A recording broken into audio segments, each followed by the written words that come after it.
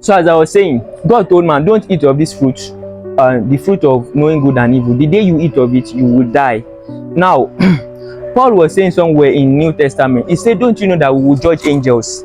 So out of, you can peep into the plan of God for mankind and eventually realize that along the line, even if man had not fallen, somehow man will evolve to a being that will eventually come to the cadence of God and become a judge in the cadence of God, right? But how can man judge if man does not know good and evil?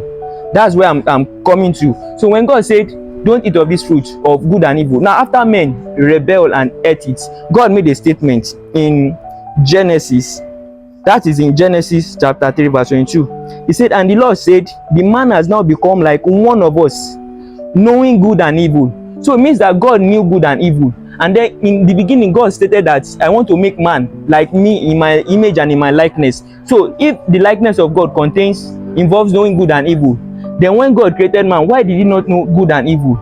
God restricted that part. So meaning that there is a gradual becoming. It is not immediate. So God wanted man to walk with him to a point.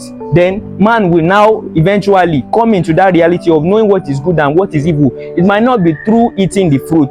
It might be through an impartation from God to know good and evil. Then man will now become a judge of angels, as Paul has said. So why God was restricting man from knowing good and evil, it's not like that is the permanent thing that man will remain. Do you think till now, if man has not fallen, do you think man would have remained a gardener till now? It is not possible. God does not lead a man and not make him. God does not make a man remain what he is. So when Jesus was saying it is hard for a wealthy, for the rich to enter into the kingdom of God, it's not that I want to make the young rich ruler to remain poor. So a lot of us, we face